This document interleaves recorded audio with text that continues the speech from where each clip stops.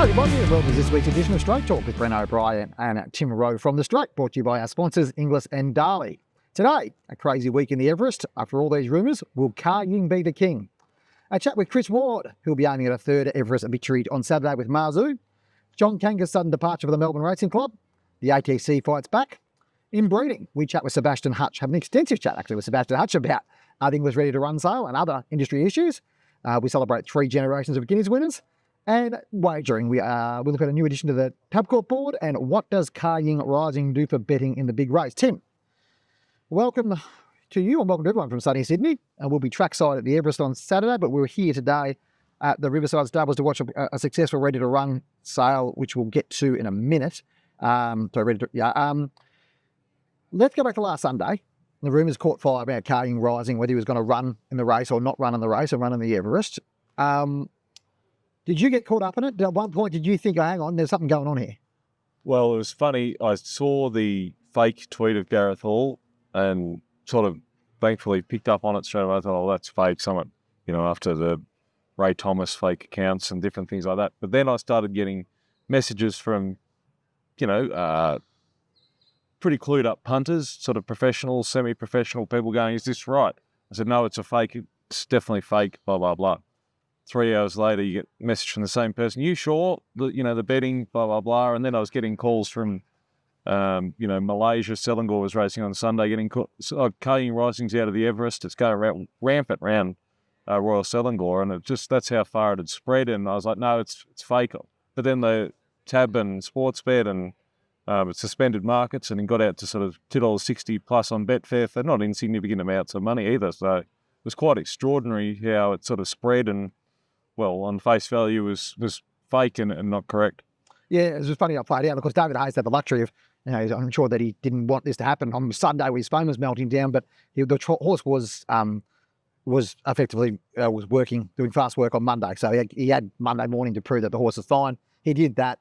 Everyone was sort of pleased with then, although there has been rumours even during the week, here and there, even around here, the sales thing, what's going on with Ka Ying Rising. We even heard Sistina might be a strike for the Cox Plate at one stage here today. So it's interesting at this stage. There seems to be a very speculative environment at the moment, Tim. And I did go and check, quickly run across to Zhunjiang and the Yulong tables. Like, I've heard this, I'm sure it's not true, but they've poured cold water on that. It's definitely, she's barring anything going wrong in the next 10 or so days, she's definitely running in the Cox Plate. So we can put that one to bed, even though, I would trust the source normally. Yeah. But, it's just, I guess this time of year, people love rumours and, on Ka Ying Rising, he's, dare I say it, a polarising horse. People have got, it's Hong Kong form, it doesn't stand up, or he sweated up badly in the trial, before the trial. So there's lots of opinions which is helping shape the market. Yeah, and there's about 75% of the market, but probably about 95% of the interest at the moment. You wonder what the race would be like without him. Racing is about opinions, as we said, Tim. Would you back, well, I know the answer to this because you have backed him, but would you back him? Is he the horse you think will win the Everest on Saturday? I wouldn't. Well, I wouldn't now. I was at the pub a few weeks ago and I think it was the Shorts was run, or there was a couple of races. I was like, well, they can't win. And, you just got caught up. It was, drinking and gambling start off. And so hopefully I'll get paid for that so-called mistake. Look, would I take that price now? Probably not. But to be fair, I think I'd want to see him in the yard. If he was pretty calm in the yard and not like he was before the trial, I'd probably be more confident. And, it's probably a late bet now and certainly not on the tote with Whirlpool. One of those hoping to beat him on Saturday is Mazu, coming to his third Everest, as I said. He was the last horse into the race this week. And you caught up with Chris Ward early in the week from Triple Crown Syndications to chat through his prospects for the races and his memories of the successes of Red Cell. Chris here from Triple Crown, obviously a long time, well-known syndicator, well-known with success in the Everest, and you've got another runner this weekend with Mazu, a late caller. Yeah, quite amazing to think that he's back in there again, having his third attempt at the Everest. And but look, he's been in really good form this preparation. He's been running well behind a couple of the leading chances in the race when we're talking horses like Briasa and Jolly Star Jimmy. All those sort of horses, he hasn't been far off them this prep. And I think he's a very honest horse, a tough horse, and he'll run a credible race. We always pushing to try and get him in the Everest, or as obviously Yulong came calling, probably over the weekend, but you always harboured hopes that he would make it again. We did to some degree. We sort of thought we would be in the Sydney Stakes, and we knew we were going to be running in one of the races on the day. So from a preparation point of view, I don't think it changed anything for Joe. But yeah, no, we were hopeful that we might be able to secure a berth, and luckily got that late call up, and unfortunately for Yulong to lose Private Harry beforehand. But this Mazu is quite an extraordinary horse. The amount of money he's won and bonuses, but he's also under Joe's training seemingly probably showing more early speed and not necessarily just a wet tracker. Yeah, he's a funny horse. He's always been a little quirky. He was always very highly strung, probably the first half of his racing career. And Joe's done a wonderful job with him. He's a very settled horse now, certainly much quieter and more relaxed. And I think, I think that's reflecting out on the track as well. He's a happy horse. He's enjoying what he's doing, most importantly. And as you say, he's been showing good or really good early speed, probably more than ever. And he's in a good vein of form. And obviously you won the first two Everest, I think it was, with Red Zell. You're well acquainted with the race, but how's it developed in your eyes? And we at the barrier draw, say on Tuesday night and things like that, and how much momentum the race has generated? Yeah, it's been obviously a particularly good race for us over the years. This is our sixth running in the 9 years of the Everest race, and so we have seen it from day one, where it was a brand new concept and we weren't too sure what to make of it. It was pretty audacious, sort of an idea of a race, but it has developed a lot over the years, and now obviously the crowds have just been getting bigger and bigger every year. It's amazing when you walk out the front there before the race and turn back and look at the crowd. It's just enormous. There's atmosphere like you don't see on any other race day throughout the year, and even just broader than the racing industry and true followers, the people out there in the general public, I've noticed it really pick up, especially in the last couple of years, where they're just not even fringe race goers. They just have had no other interest. But it's a bit like that Melbourne Cup, where people learn it's on and they want to know what it's about and want to get involved. And it's certainly capturing that younger generation as well, which Peter V'landys always goes on about. But he's spot on, and he's right, because that's where a lot of the interest is. And from a business point of view, how are you going syndication-wise? Obviously, you've been around and successful for a long time, but it is a more challenging time at the moment with discretionary income and things like that for probably syndication market particularly. Yeah, that's the reality of it. The last couple of years have been like that, sort of probably post the COVID pandemic, when things were sort of unexpectedly booming, I guess you could say. But things are still trucking along pretty well. I mean, we're actually sold out of all our stock this year, which is great. We're back here at the Inglis Ready2Run sale, looking to try and find some new horses for the team.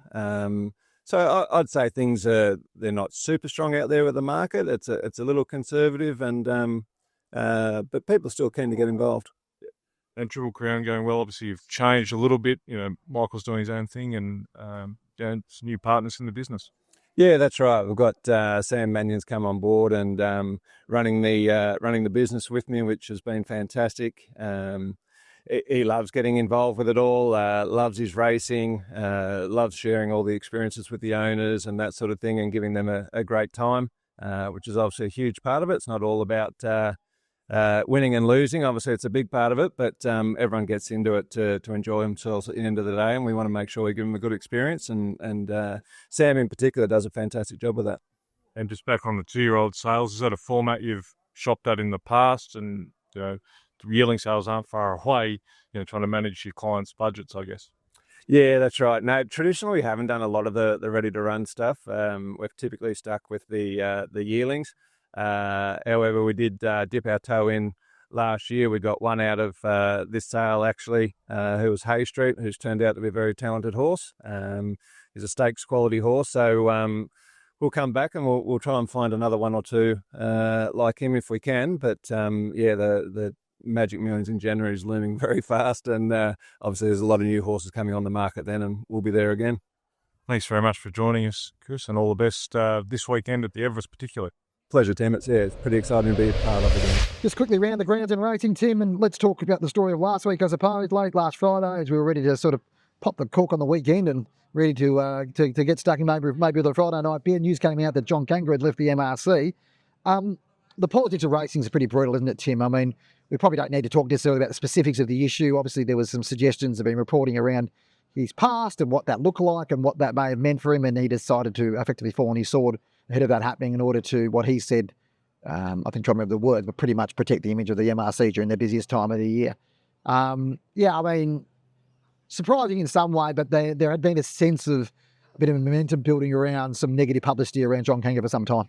Yeah, we've heard, we've heard rumours, and that, and we've got to point out John Kangaroo hasn't been charged or found guilty of any crime there, but there's been murmurs, and it's one thing to hear those rumours, but from a journalist and media point of view, you've got to be able to stand them up legally too. So that, the Age went with a story, and obviously would have been legal pretty heavily. Yeah. So, it's not as simple as just publishing a story like some people might suggest. And, if you go invest that heavily in time and resources to build a story like that, you probably do release it on Friday or before a major carnival to maximise the effect. That's just part of running a business of what media is. So yeah, well, you put a story out when it's relevant, put it out when it's not relevant. But yeah, it's an interesting one. Do you think there's a way back for Kangaroo? Tim, would you be surprised? I mean, I think there's a sense that he's still got a lot of popular support out there, but do you feel like perhaps when things die down a little bit, he might be a chance of being revived at least on the committee, or do you think that it's probably the last we've seen him in this sort of role? You might have a different view to me, but I just can't see what a way back for him and why the board would. They run a big gambling business and pubs and pokies and a racing venues, and why they would A, allowed it, and B, why would he want to? What's the motivation to come back apart from prove himself? But it's not like a paid position. No. So monetary value, maybe want to come back to try and restore his reputation. I'm not sure, but I just can't see a way back to John. And again, the main thing being a motivation as to why. About the same time last Friday, the ATC pushed out a response to the commentary from Racing New South Wales around the show cause notice. It was interesting timing. It probably didn't get a lot of coverage. You covered that story at the stage. I was in Kangaland covering that story, and you were into the ATC one. I mean, what did you make out of that? It appears to me that the ATC are sort of putting forward that, the way that their financial situation was put forward by Racing New South Wales was probably not accurate as things sit right now. Yeah, this was a notice to members from Tim Hale, the chair. They sort of trying to rebut quite a few of the statements or points that Racing New South Wales and Dr. Sarah Ann Cook made in her industry bulletin. They say they've got 22 million in the bank now and growing from last financial year and growing, and revenues are going up and the financials looking healthy. The governance issues that were cited, they claim or so suggest that that dates back 15 years, nothing to do with the current administration or certainly the directors. So they're stating their case, and Tim Hale said that there'll be another members' update before the show cause hearing. Just whether it falls, whether they get the right result, I'm not sure. I can't give a guide one way or the other at this stage, but it's playing out quite publicly at the moment between both sides. A couple of other stories come out this week in the racing space. Racing New South Wales cleared of contempt charges by the Parliamentary Privileges Committee, but they did get a significant rap over the knuckles. The language used in that report is quite significant. Have a read of it. It's on the straight at the moment, but I think the phrase was deeply disappointing or deeply troubling. There was some language used there which was quite interesting. The other story to come out today was that there's been a significant track issue at Moonee Valley ahead of the Cox Plate. Have a look at the straight again to have a look at that, but that was an interesting point there. Michael Brow, the CEO, spoke to him today. He's pretty confident that everything should be fine to go ahead. Of course, we've got Breakfast with the Stars next Tuesday morning. That's an area around the 1,500 metre mark that had to be dug up to deal with the drainage issue. So we'll see what plays out from there. The following segment is brought to you by Darley. We've talked about emerging stallions, and let me throw another name into the mix, Native Trail. Breeders couldn't stop calling him the best-looking stallion on the Darley roster. And that's on top of being a champion 2-year-old and a classic winner at 3. The scary part, his foals are just as sharp-looking as he is, like Too Darn Hot all over again, but with his own twist. Native Trail has the looks, the race record, and now the foals to back it up. He's staring you right in the face. Native Trail, standing at Darley Kelvin side for $27,500, including GST. And joining us here on Straight Talk is Sebastian Hutch, Inglis Bloodstock CEO, after a successful Inglis Ready2Race sale here at the Riverside Stables. Sebastian, it was obviously a good day's trade. Things seemed to work out really well for you guys. Our record growth of close to $9 million. Some positive things, a strong clearance rate. You must have been pleased with how it evolved. Yeah, I mean, I suppose internally we set ourselves some lofty expectations for the sale. We wanted it to be a record. We felt we had the stock and we felt we'd prepared in a necessary fashion to give ourselves a good result. It always manifests itself slightly different to what you anticipate, but ultimately very pleased with the buyer participation, with good buyer engagement with the sale. Vendors were inclined to want to meet the market, so we have a clearance rate of 74% and climbing. The gross, I'm pretty sure, will go past 19 million. So when you consider the previous record of 16.7 million, really pleased with that, and I think it puts us on a good footing to continue to develop and grow the sale.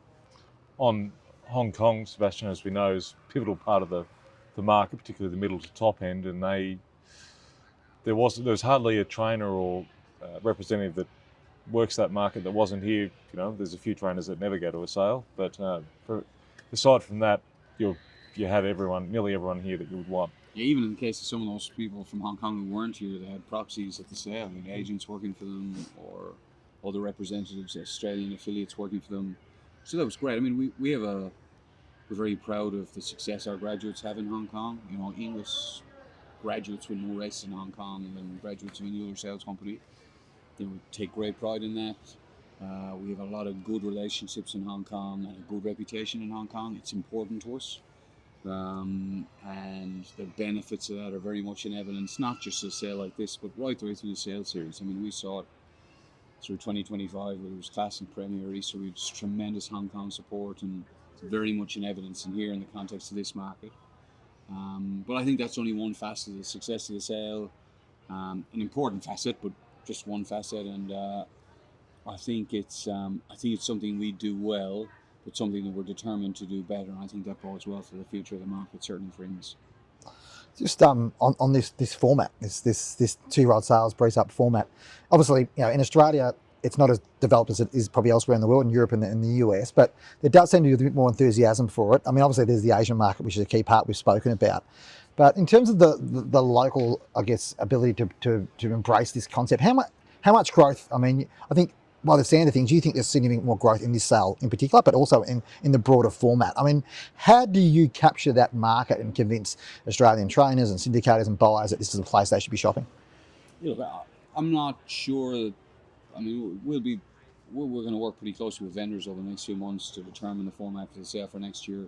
I'm not sure that the way that the sale is formatted currently, or the way these sales are typically formatted in this part of the world, is the optimum way to run the sale. And we'd very much like to run the sale in a similar manner to how they run these sales in Europe and the US, where the breeze and the sale are in a consolidated period over the course of a week or 5 days. There's some logistical challenges to that. We run the sale at Warwick Farm. We'd be looking to conduct the breezes at a busy training centre, but I think that's a challenge. It's manageable.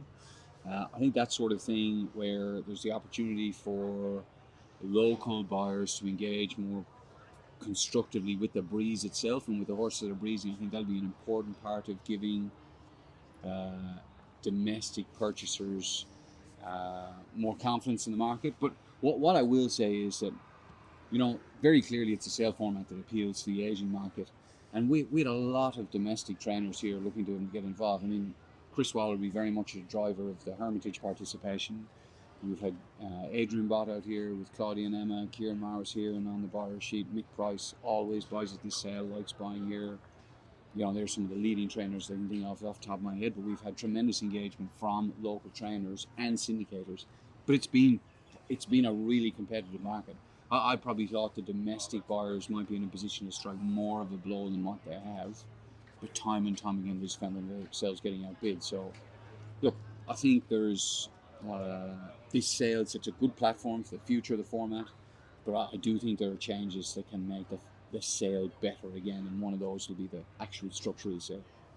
Could that, you talk about making it bigger, like stretch to 2 days or something like that? I wouldn't say stretching to 2 days would be on the agenda in the short term, because of the logistical challenges of trying to run the breeze, etc. But I first of all, I'd like to try and continue to grow the quality of the horse and the quality of vendor that we have at the sale.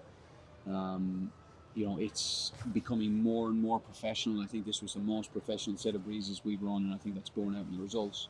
But I do think there's scope for improvement, just in terms of how we go about certain things. New Zealand sets a very good standard in terms of how they conduct their breezes. The best practitioners in New Zealand conduct their breezes, and what jockeys they use, and the manner in which they breeze the horses. I think there's still room for improvement in terms of what's done here. It's not to say that people don't do it well, but I just think there's an opportunity to do it better. And I think that'll all be part of giving people more and more confidence that this is a sale format that they can embrace ready. That vendor, I guess, reputation is a really crucial part of the success of the sale in Europe and North America, as you know. And I guess, as you develop more specialised vendors, people get known to buying good horses for them, so they manage to work it out. I guess, how do you convince those vendors that this is the right place to sell those? Obviously, your key competitor, or in the Australasian market, is what goes on across at Karaka and NZB. I mean, how do you encourage buyers is one thing, but also to get the quality of stock here that probably they've had along the way that they might have had a bit of an edge on? I'd be surprised if there weren't some people who participate here and participate there. Yeah. Or some people who might have curated their participation here in a certain way, or some people who chosen not to participate here at all will be looking at the sale today with some degree of FOMO and wishing they'd been here, because there'll be buyers who will have done their dash here. Like we're going to turn over north of 19 million. That's a lot of money in the context of the breeze up market. That's a lot of money to take out of the market. It's a big jump on where we were 12 months ago. I think we might be up the best part of 3.5, 4 million 12 months ago. I think that sort of thing gives vendors confidence to say, I want to participate in that. It's very much an evidence to our yearling sale series. People follow the money and people follow the buyers. And if they feel like you're doing the work to get the right buyers, and that's borne out in the money that you're turning over, where they want to be part of what you're doing. More generally, the sale format's an interesting one, because in other parts of the world, the key races are 3-year-old races. Yeah. In Australia, the key races for a lot of the major trainers are 2-year-old races. Certain breeze practitioners in Europe and the US have carved out a niche themselves as managers of precocious horses, which those big trainers might not necessarily be. So, our practitioners here have to be a little bit more versatile maybe than what they are in other parts of the world. They've got to be able to provide stock to go and win different types of races to what they might in other parts of the world. I don't think this is ever going to be a sale format that's going to be somewhere where all the major buyers go to buy and try and find the golden super winner.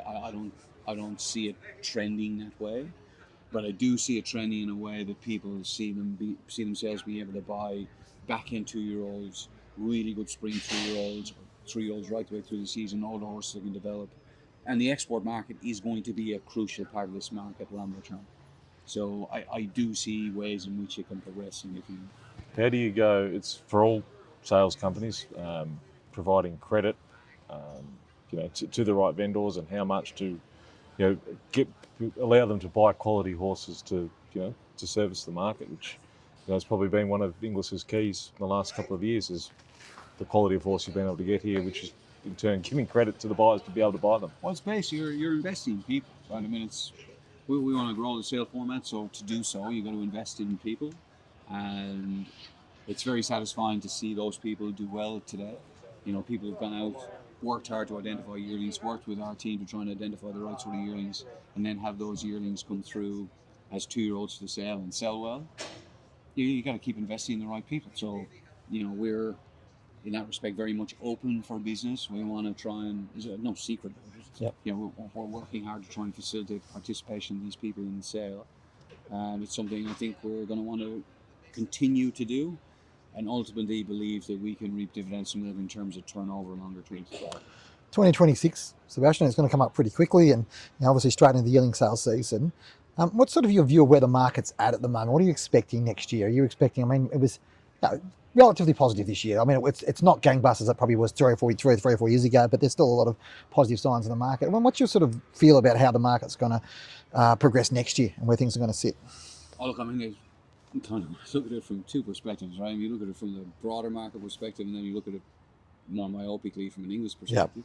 And from an English perspective, the market this year has been incredible. Yeah. Like we're going to have the second best year we've ever had in terms of turnover. We've established significant market share and a significant margin over our competitors in terms of market share. the swing in terms of those numbers over a 6 or 7 year period has been like really extraordinary and something that our team takes great satisfaction in.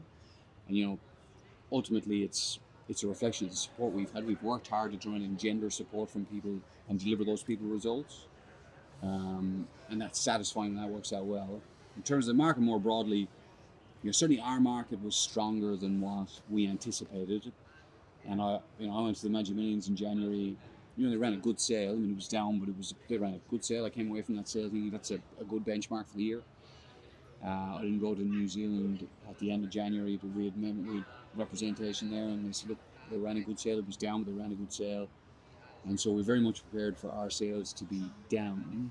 So for Classic, Premier and Easter, and then the HCBA sale and Wheelings and Chairman's to have played out the way they did was, I felt like reward for effort, but a pleasant surprise. I don't think on the basis of how the first two sales of the year played out, we could have anticipated things had worked out the way they would have. Very clearly, there's good demand in the market for quality stock. It's very much in evidence around the world that people want to buy nice horses. I take very little, other than the demand for quality stock, I take very little form line through what's happening in the US and Europe. I mean, they just run a record book 2 at Tattersalls.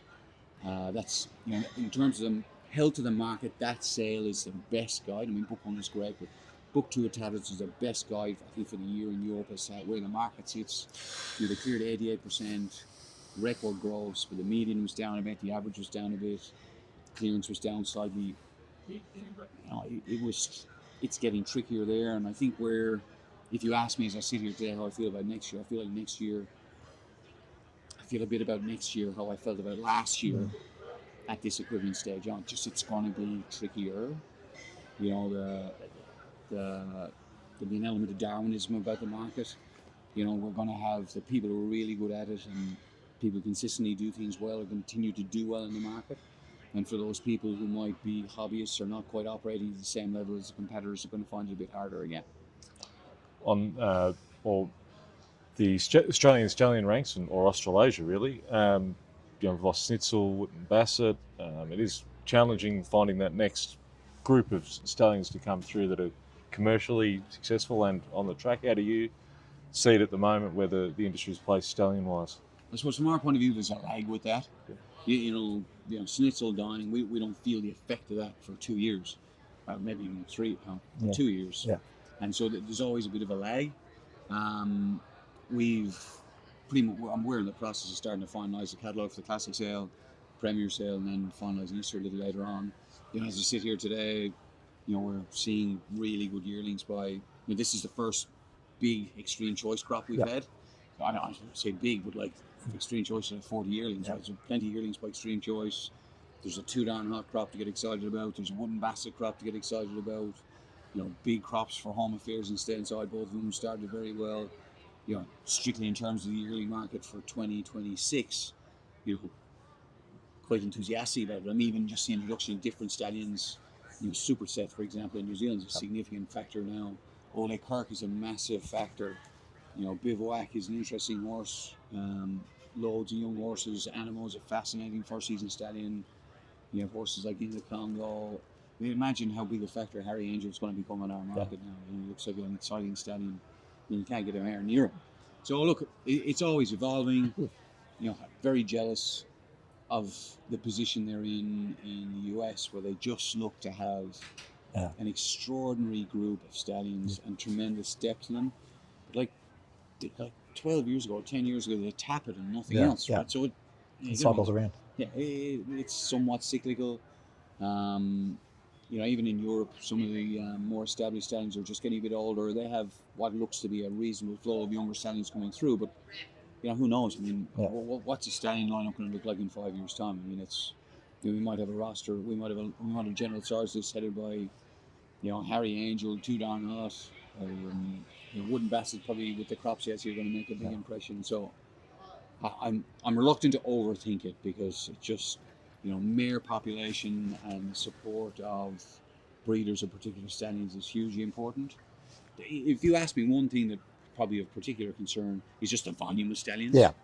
It's just an interesting thing. I mean, we have a situation in New Zealand where there's one first season stallion with first yearlings in 2026. That's a, maybe it's something of an anomaly in the context of their market, but like it's a bit of a shock to the system.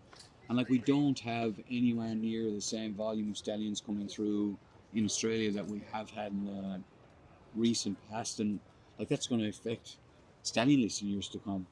So, I don't think we can afford to be complacent. I think we're seeing evidence of stallion masters being very open-minded and want to prepare to embrace from overseas. It's fantastic to see horses, volume of shuttlers still staying solid. Like you look at the horses that made a big impression on the market the last few years, Wooden Bassett, Tudor and Mount, etc. And I think it's important to have those stallions.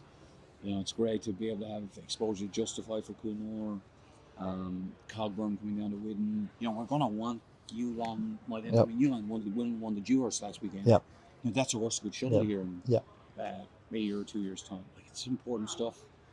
So hopefully we can continue to maintain some level of genetic diversity, and because like Australians breed good racehorses, we won't want to see Australians continue to breed good racehorses, and the stallions are a big part of maintaining people's enthusiasm. Sebastian, just I'll just pick up one more point you said before about the concept of it, the market next year becoming a bit more Darwinian, a bit more survival of the fittest. And I guess some markets are like that cyclically, I suppose. Is there a concern that it's actually not a cyclical thing, that longer term, that it's going to become fewer and fewer like participants in this market in terms of the breeders, etc., because it just becomes harder for smaller guys? I mean, how does the industry and broader market respond to that, and what's the sort of impacts of that happening if it doesn't turn itself around? Look, I think it's probably a question for people better qualified than me to try and answer. I have an amateur view on it. Yeah. I think we maintain. I know there are concerns about the size of the foal crop, and legitimately so, but we do have a healthy size foal crop, and we have a foal crop that's supplemented by significant numbers of international horses each year. Like the volume of horses coming in from overseas is not insignificant any given year. From the point of view of an Australian-based auction house, that's probably not something I find particularly exciting, right? But it is a factor. I think for as long as there's a willingness amongst breeders to continue to invest in quality stock and breed quality stock, I think there's every reason to continue to be optimistic about the product. And I don't see any reason why in the short term people aren't going to continue to be enthusiastic about it. And as long as we continue to run a good racing product and have a good racing product, I don't see any reason why that won't continue to be the case for the medium and into the long term. Sebastian, thanks so much for your time, and pleasure. Well done in 2025. Really, thank you. It was great. It's great to have you here, and look forward to having you back in 2026. So, Tim, it was interesting to hear Sebastian Hutch there talk about the stallion pair in Australia. Some really interesting comments there from Sebastian around that. I wanted to reflect quickly on the Caulfield Guineas last week and the win of Autumn Boy, who may be adding himself to that stallion collection in the years to come. Who buys him, and what's he worth, Tim? Putting a figure on these things is quite difficult. It was interesting in the ratings, guys. Dan O'Sullivan, I see ranked him sort of at lower end of Caulfield Guineas winners of recent times. But I think on his type and pedigree and his scope, got a lot of upside, especially at 2,000 metres. Whether he presses onto a Cox plate, doesn't seem like it's Chris Waller's go, but he's owned by one person, Glenn Ritchie, a bus proprietor from New Zealand, who's sold his company for a lot of money, investing in racing now. It's fantastic for the Waller stable and racing in Australia and New Zealand for that matter. And look, he's got a lot. I'd say he'll emulate possibly his side, the Autumn Sun in the autumn, and go through Randwick Guineas, Rosehill Guineas, things like that. Yulong for favourites, you've always got to have Yulong as favourite in anything stallion prospect at the moment. This is their power and the horses they're buying and the money they've got behind them. And whereas Arrowfield, I would say, would be second favourite because just that attachment to the sire line, Redoutes, the Autumn Sun. Yeah. Obviously, they had lost Snitzel unfortunately this year, and now Autumn Boy, John Massar and the Arrowfield team don't seem to be perturbed by having too many by the one stallion. If they're a good sire line, they back it to the hilt, and I'm sure they'll be making a call to Glenn Ritchie and Guy Mulcaster and Chris Waller, trying to either buy part or the whole horse. And said, I don't know Glenn, but from what I hear, I can't see him selling out early. He might sell some part, but he'll want to enjoy the ride of having a good horse. Fair enough to him. You don't think he needs the money, so it's about about the thrill of having a good horse, and good luck to him. And he's come a long way in a very short time, that horse too, so he's got a bit of upside. It always comes to, as you mentioned before, his sire and grandsire both won the Caulfield Guineas, and it's an interesting feat, that the first time that's happened to the Caulfield Guineas. In fact, I went through almost all the Group 1 in Australia. Taking a look at the wagering world now, and did want to go back to the Everest briefly with Ka Ying Rising. It's a peculiar market. Like, he's $1.60. He's dominating the market in a lot of ways, leaving aside what we spoke about before with all the rumours and everything else. It seems a really interesting one to me, because in some ways we're expecting to probably open $1.20 in the Whirlpool on Saturday, or jump about $1.20 in the Whirlpool on Saturday, given the Hong Kong interest. Betfair sort of been in and out a little bit. The corporates are carrying a significant liability from when he was backed at larger odds beforehand. Yeah. How do you get a view on this market? For me, it's the weirdest feature market I've seen, with probably the exception of the Deauville Legend Melbourne Cup, where all that bet money was flowing around. Yeah, well, on Betfair's probably a different case, because shorter price favourites create turnover and matched money, but certainly the corporates. I think, when Ka Ying Rising was rumoured he was coming, there was a lot of money for him then, because I think the Australian sprinters is not a standout. They take Jolly Star's a very good horse. Lady Shenandoah, looked like the next big thing, and she still may be. Just sort of didn't work out at Moonee Valley last start. So there's just so many positions and opinions you can take in this race, and I think that just, and people are like, well, Ka Ying Rising's $1.60, or $1, even money it was for a fair while. I think, well, that's gross unders I'm betting against him, or vice versa. He's just a complete moral, and I think they'll be, leaving aside Whirlpool, but fixed odds and Betfair, I think it'll be fascinating how that plays out, because I think the mounting yard and how he behaves and etc. in the yard will have affect the big syndicates and how they price him, I imagine, and just everyday punters wanting to go, have their bet on the race, and one of Australia's signature races for sure, the Everest. Yeah, and Tab reporting that their hold on the race is twice as much as it was this time last year. Ladbroke something similar, Sportsbet indicating big numbers as well. I think Betfair are holding 240 out of their 280 they were holding yesterday. 240,000 out of it, 280,000 was trading on him. So it's a very dominant position. It will catapult the Everest into be the second biggest betting race in Australia. It'll probably still be only quarter as much as the Melbourne Cup, but it probably is a significant moment. It does surpass the Cox Plate and Caulfield Cup this year. Quick more around the grounds on wagering. Entain had their quarterly results yesterday. Australian market still struggling a little bit. Their turnover seems to be pretty steady, but their results aren't great. So it's a sort of a funny situation at the moment with Entain in Australia. They probably are looking for some positive results, but that turnover figure is probably a positive for them longer term. Tab Corp have announced a new board member, Vivian Stewart, and on Monday their AGM is on, and Gil McLaughlin's expected to get up there and give his sermon on the mountain, keep everyone excited about National Tote, etc. So it'll be interesting listening from that point of view. Keep an eye on the Straight for that. Thanks for joining us on Straight Talk and the beautiful surrounds of the setting sun in Western Sydney here at Warwick Farm. This podcast, of course, brought to you by our fabulous sponsors, Inglis and Darley. Don't forget to give us a rating wherever you're listening to us, and be sure to subscribe. Send us an email at editor@thestraight.com.au. Thanks for your time, and we'll talk to you again next week.